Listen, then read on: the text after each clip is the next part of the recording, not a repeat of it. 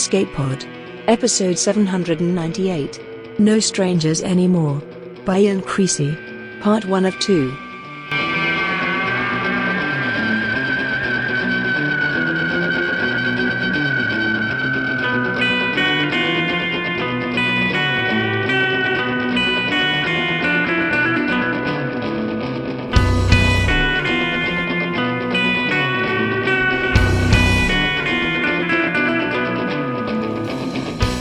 Hi there, and welcome to Escape Pod. I'm your host and co-editor, Mer Lafferty.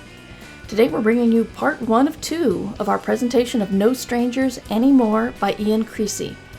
Ian Creasy lives in Yorkshire, England. He began writing when rock and roll stardom failed to return his calls. So far he has sold 70-odd short stories to various magazines and anthologies. His debut collection, Maps of the Edge, was published in 2011. A second collection, Escape Routes from the Earth, came out in 2015. His interests include hiking and gardening, anything to get him outdoors and away from the computer screen. It's narrated for us by Pippa Alice Stevens.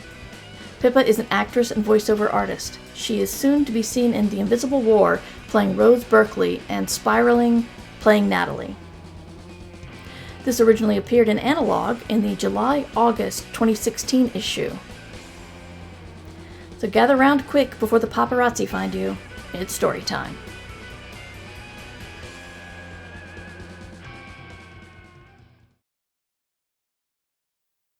No Strangers Anymore, Part 1, by Ian Creasy, narrated by Pippa Alice Stevens. One of a princess's many duties is to make polite conversation and avoid controversial subjects. Screw that, thought Rose. At the banquet after the first day of the conference, there was only one topic on everyone's mind. So she raised it. Are these aliens really going to buy the moon? The man opposite her laughed. Are we really going to sell it? Subtleties in Rose's vision identified him as a European Union diplomat, an expert in international law, and a family man with a wife, 4 children, and a mistress. As everyone else at the table chimed in, Rose's visual overlay filled with a cloud of identifiers and tidbits until she tweaked her filters to display only the most relevant tags. I think we should sell, said a Russian 4-star general. Let them have the moon, best place for them. Then they're not wandering around down here, eh? The Brazilian ambassador scowled. Have you seen the size of their ship? It's enormous. There could be millions of them in there. The ship is big because it travels between the stars, another lawyer said. The crew is only a few hundred. Sure, that's what they say, the ambassador retorted. But who knows what's really inside? And if they unload it all onto the moon, do we want to see that looming over us every night? Rose offered no views of her own. She was a hostess, not a participant. As other people spoke, she labelled them pro or anti, loud or quiet, rude or polite. These tags accompanied their owners in her vision overlay. She also saw summary reputations, people's accumulated histories of being witty, boorish or drunk. She trusted her own impressions more than the collective record, but she couldn't personally access everyone in the room. After dinner, when people left the tables and started circulating, Rose watched out for problematic clusters of loudmouths or confrontations between pros and antis. Whenever one formed, she inserted herself ready to intervene and smooth over any flashpoints. Being a princess wasn't just about smiling and waving. Her role was harder than it looked. It included bearing up well in public and performing a flawless job, even after her boyfriend had just left her. Captain Gerard Calderwood could take a long jump from a high mountain into a deep lake, as far as she was concerned. She wouldn't let him get to her. She wouldn't. Rose shook her head and concentrated on the task at hand. She observed people's tags and movements while letting their conversations wash over her. We should be grateful they're offering to buy the moon legally. It's not as if we could stop them taking it. But who are they buying it from? Who gets the money? If we sell the moon, we need to make the Florians promise not to damage it.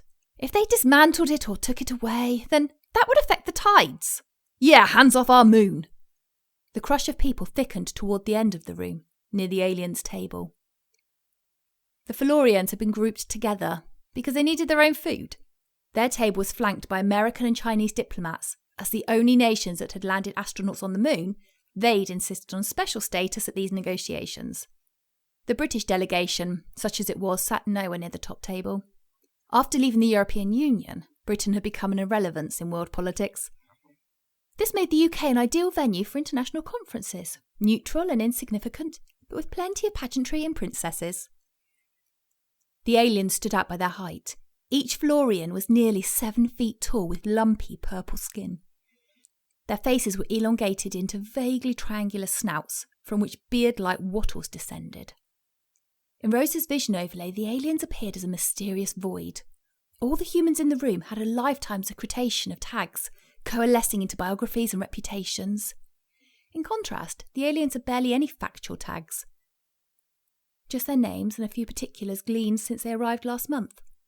Admittedly, there was no shortage of opinion tags. Switching to the media view that she normally ignored, Rose saw a seething mass of conspiracy labels. Rose knew what it was like to be on the receiving end. Right now, her own trending tag was dumped, as the media continued to obsess over her breakup with Gerard. Each Valorian stood isolated amidst a knot of people.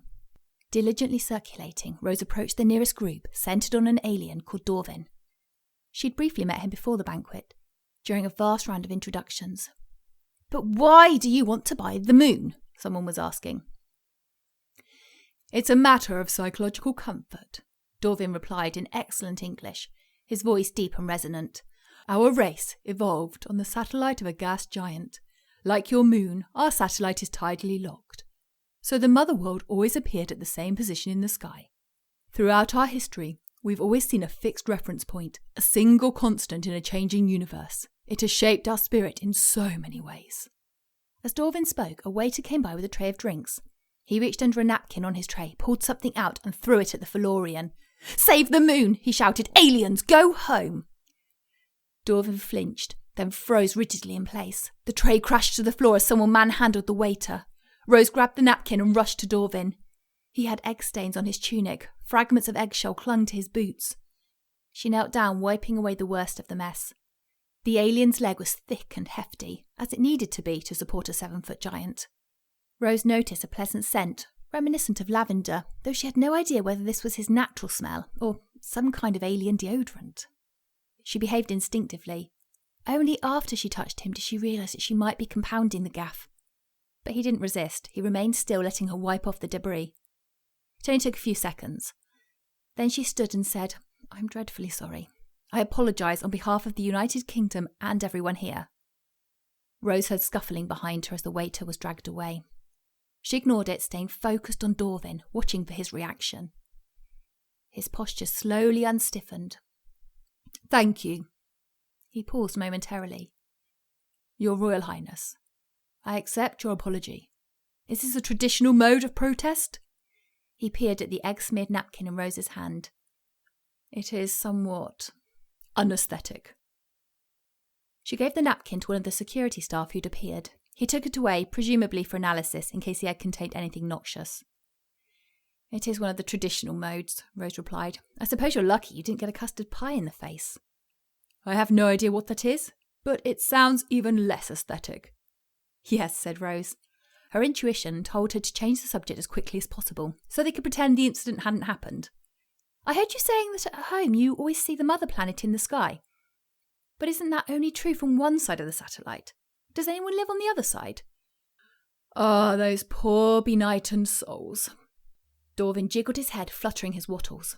"They have no guidance from the mother world, and so they are lost." Rose couldn't tell whether this was a religious condemnation or some kind of joke. She hesitated, wondering whether to point out that if the Florians occupied the moon, they'd be looking to Earth for their guidance. Yet she didn't want to risk insulting the alien's religion, if he had one. Dorvin changed the subject, saving her the trouble of responding. "I'm no expert in fashion aesthetics, but it seems to me that you're wearing different clothes than most of the people here. Is that correct?" "That's right," said Rose, pleased that the conversation had turned to something she could easily discuss. She wore a blue suit with a pencil skirt, black heels, and a string of pearls. This is based on a historic outfit worn by Diana, Princess of Wales. As part of the anniversary celebrations, members of the royal family are wearing costumes made famous by our ancestors. You have a good eye to spot the difference between this and contemporary fashion." She smiled, grateful to have found an opportunity to pay Dorvin a genuine compliment. "Anniversary?" he queried. Oh, just a bit of local history. This year, 2066, marks 1,000 years since the Norman Conquest. And 100 years since England won the World Cup, someone else chipped in. Indeed, said Rose, who had no interest in football whatsoever. Britain has plenty of history and we're helping to put it on show. The device of reviving old royal costumes had been praised for boosting the fashion industry. However, cynics suggested that it had less to do with the millennial anniversary and much more to do with the forthcoming referendum on the monarchy, when people would vote on whether Britain should become a republic or retain the king as head of state. The referendum campaign had provoked a flurry of initiatives from the royal family, most of whom were keen to prove their relevance and preserve their privileges. Rose felt it would be a shame to abandon 1,000 years of history. She didn't mind currying favour with harmless stunts. She enjoyed the chance to dress up, and she'd found it fascinating to learn about the tragic Diana's life. "Do you have a monarchy at home?" she asked Orvin. His wattles quivered. "Not anymore." Newsmash. Shocking pics. Princess Rose kneels before the aliens and washes their feet. Albion Argus. After 1,000 years, we've exhausted most forms of pageantry. We've had coronations, weddings, jubilees galore. But it's 400 years since we last abolished the monarchy. Unfortunately, this time it won't be an execution. We'll need a new ceremony. Britain leads the world in pointless flummery, and this is an opportunity to manufacture an exciting new form. Tourists will flock to see the retiring of the finery. The royals signing on at the dole office. The horses being lovingly put down, with gold bullets. The palace doors opening for a trolley dash by fortunate members of the public. Hourly Digest. The Florian Conference has just finished with no agreement reached. Sources report that many politicians are in favour of selling the moon, even though public opinion is against it. The delegates are already squabbling over the proceeds, with the Americans and Chinese resisting any per capita distribution, preferring to count how many lunar missions each nation has launched. Meanwhile, no one knows how long the Florian offer will remain on the table. Tag frenzy. Princess Rose's latest tags. Dumped. Hot. 5th in line to the throne. Would you? Nice legs. Diana who? This is the British economy today. Vote no. She needs feeding up. 1,000 more years of this? Hell yes. Buy Rose's outfit at 20% off. Cowderwood? Cowder wouldn't. Straight after the conference, Rose flew to Scotland to visit her cousin Princess Helena. Although this was a private visit, Rose was careful to stay in Diana costume. Today, a fuchsia chiffon dress.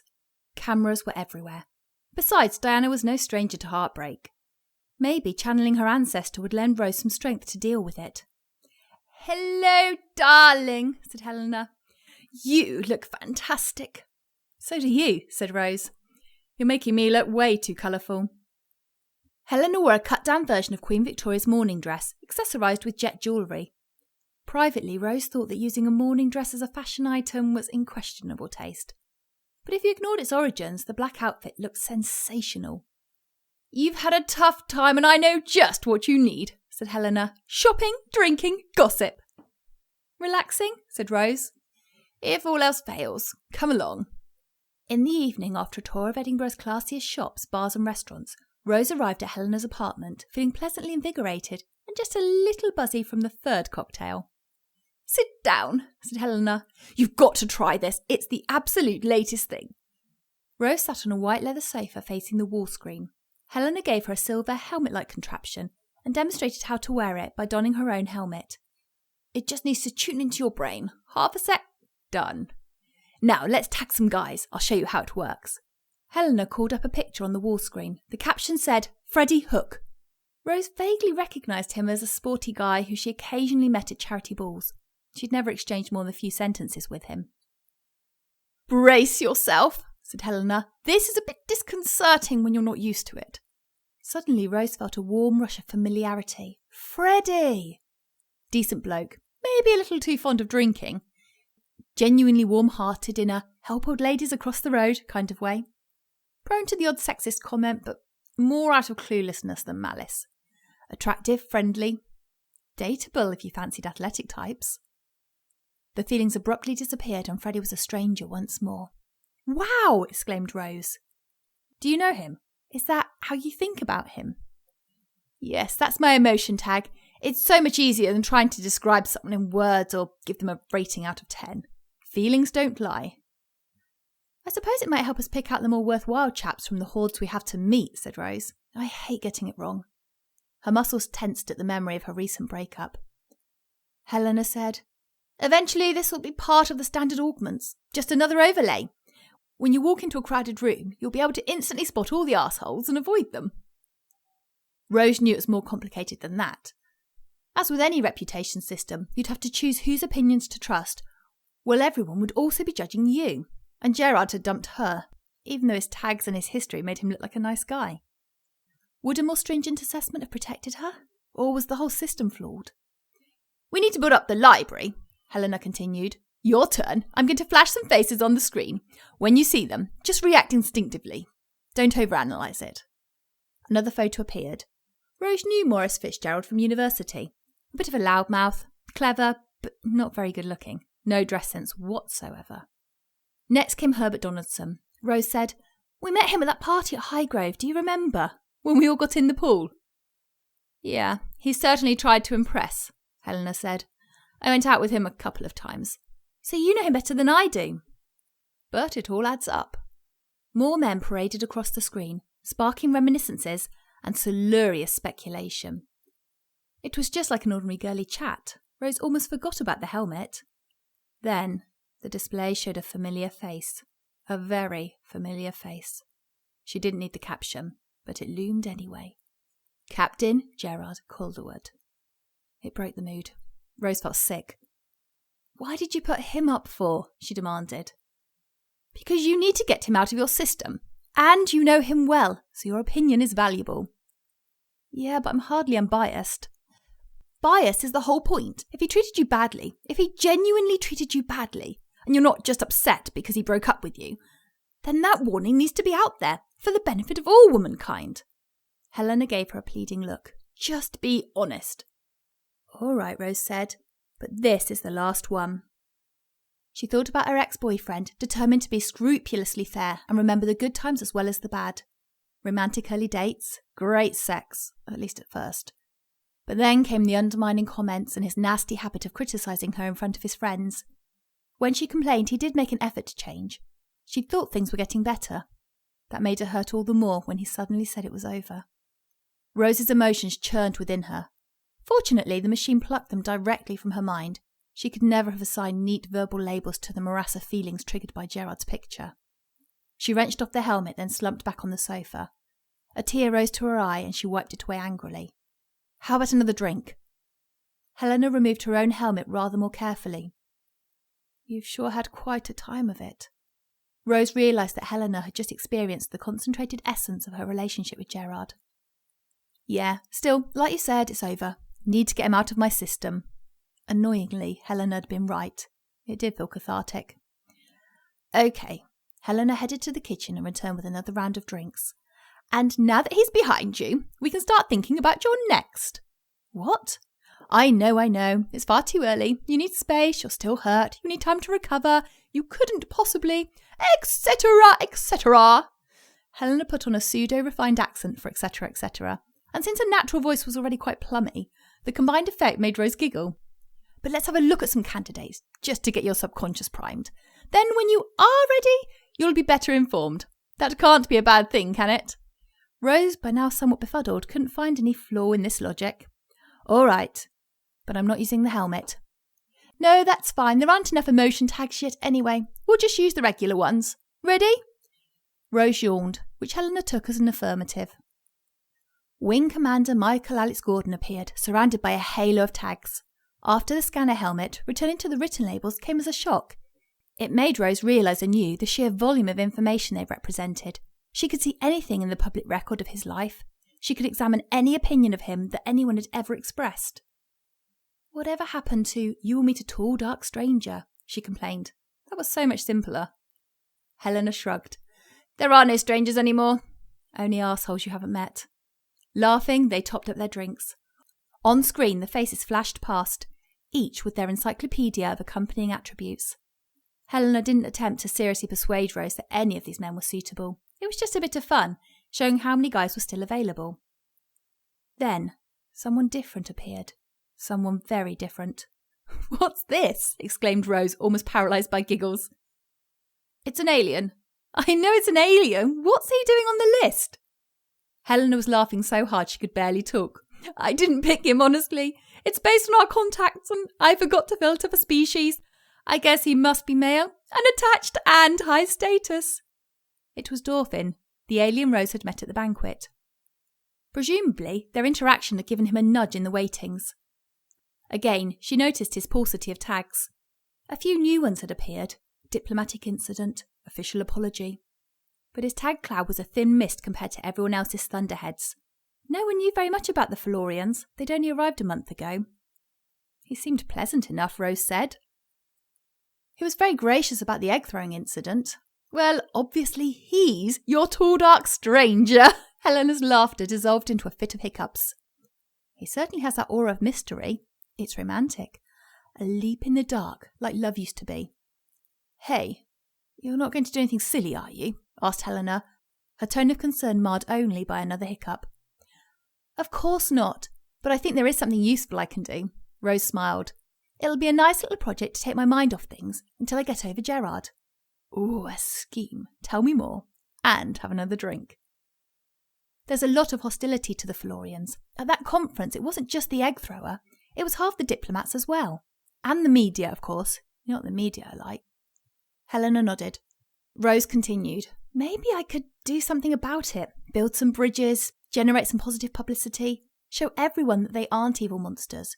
Just like Diana going onto the AIDS ward." "Like Diana what?" "Last century, there was a new disease called AIDS," Rose explained, "and the early sufferers experienced a lot of prejudice.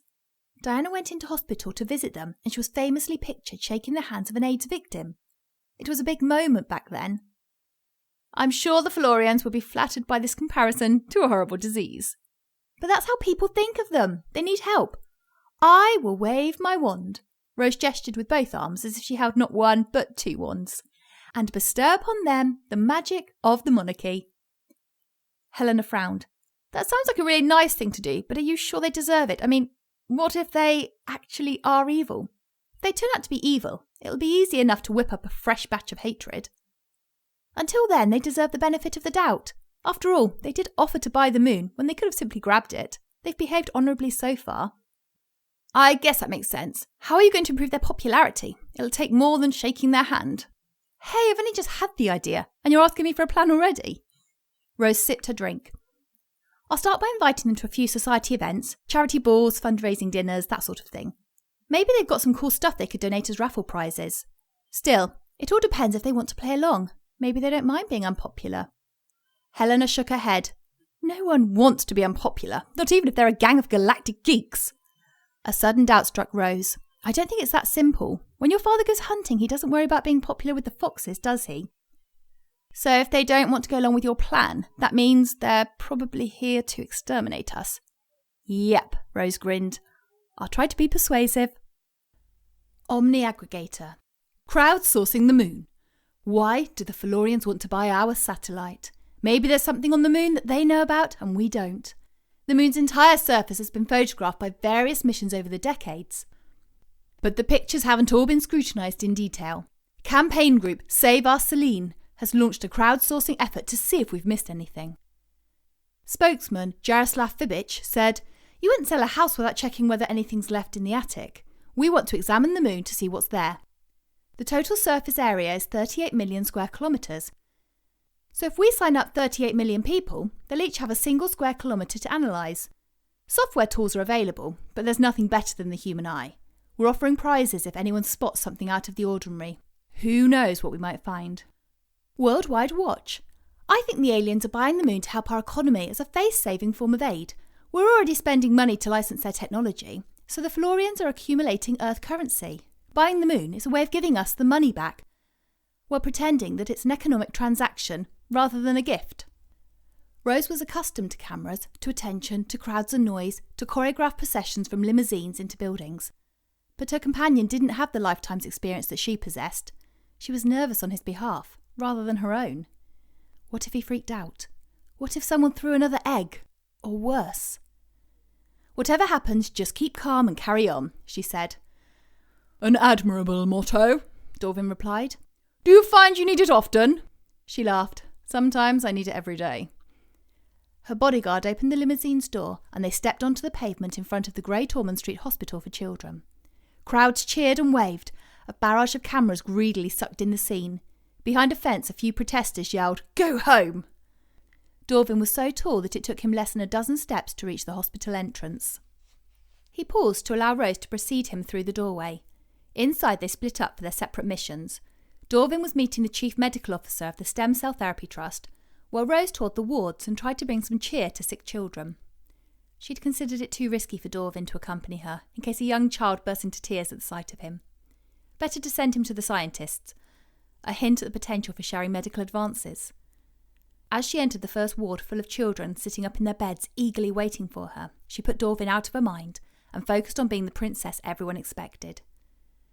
2 hours later, they reconvened in the day room to attend a concert. A group of older children on a motley collection of instruments made a credible stab at Dancing Queen, followed by a medley from the Nutcracker Suite.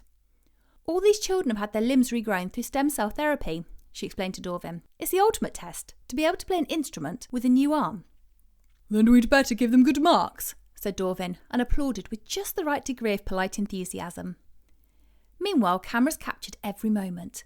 In her visual overlay, Rose could see the initial media reactions and public comments. Some of them were supportive, but many were nasty and vitriolic. Why are the aliens visiting Ormond Street Hospital? They're picking out which children to eat first. She sighed, wondering whether she tackled a job too big to handle. Could one person overturn the perceptions of the entire planet? Clearly not. She needed to recruit more people to the cause, but to do that, she had to lead by example. She had to carry on. After the concert, they left the photographers behind as the limousine took them to Tate Modern. Rose had exploited her position as a royal patron to arrange a private tour of the collection. Their footsteps echoed in the empty galleries. You talked about aesthetics, so I thought you might like to see some of our art, she said to Dorvin. Of course, a lot of it is based on historical events, ancient myths and so on. I wouldn't expect you to understand those. But some other styles might be more accessible. Abstract expressionism, for instance. She'd spent the previous evening furiously reading up on it. This is the Rothko room. The paintings loomed above them, huge swaths of muted colours in oblongs with ragged edges. To Rose, the colours looked heavy and oppressive. Deep murky red, restless black spaces, a muddy maroon. In her overlay, a cloud of tags summarised visitors' responses. She ignored them, much more interested in Dorvin's reaction. Dorvin walked to the nearest painting and leaned in until his snout practically touched the canvas. He inhaled with an audible sniff, his wattles quivering. Most intriguing, he said. A complex set of organic molecules with a sense of great age. The volatiles have almost completely evaporated, possibly representing the evanescent nature of life. The residues, the longer chain oils, indicate that what remains of us after death are merely the crude bones of physicality, their animating spirit entirely absent. Rose arched her eyebrows, wondering how to take this. Then she laughed. Dorvin and Feloria, I do believe you're joking. I might be, he said. Another tremor shook the wattles below his snout. But it's the perennial question of art appreciation. How far should we be guided by the artist's intent, and how much further can we extend our own interpretation? I'd say we should be guided at least as far as deciding which sense to use. This is intended as a visual work. Rose called up a stored prompt in her overlay and quoted Rothko's words. These shapes have no direct association with any particular visible experience, but in them one recognises the principle and passion of organisms. Really? That's what the artist said. Dorvin walked back to the canvas and leaned into it again, as though peering very closely in search of recognition. Is he, or she, still alive? Dorvin asked. No, he died a long time ago. Actually, he killed himself. Dorvin looked back to the gloomy paintings. Rose couldn't help thinking that in this situation, Gerard would have instantly fired off an obvious quip, such as, I can see why. She tapped her foot, annoyed with herself for letting Gerard creep into her mind. It didn't matter what Gerard would have said. He wasn't here. She needed to forget him. At home, we have a tradition of speaking more respectfully about the living than the dead, Dorvin explained. Perhaps that's foolish. After all, the work is the same regardless of whether the artist is alive.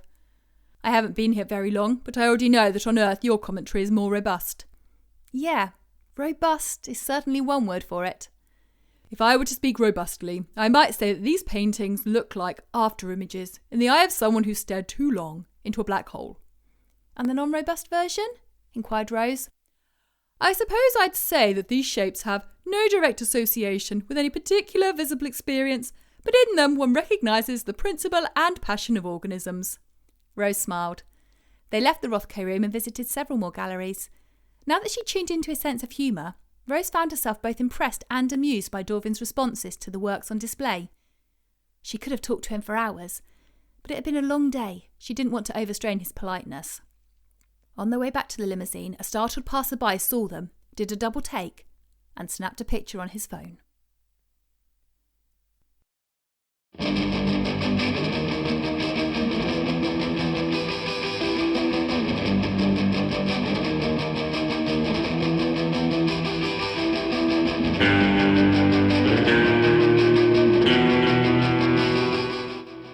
This one hit home for an obscure reason.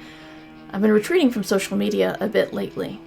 I left Facebook years ago because it always made me feel worse when I looked at it, and it wasn't a FOMO kind of thing, it was always bad news all the time. But now Twitter's having the same effect. Every time I look there, someone has to tell me what wretched thing is happening in the world. I know it's good to be aware of news, but all the time? No. I'm also not a fan of the fast judgments people do based on data that could be incomplete or falsified. I think people believe the net is an adventure they're reading about and real people aren't on the other end. And the superstars of our world, royalty, movie stars, and athletes, definitely don't have feelings or mind all the crap they get online for doing things like eating a food or visiting a friend, so you can send them your opinion about their lives that you created based on one Instagram post. You can tell I'm really afraid of the tagging technology in this story. I believe Creasy's Britain of the future is altogether too depressingly possible. Not about the moon sail, but about the advancement of technology and its usage more for judging and tagging and possible reputation assassination than for actual technical advancement.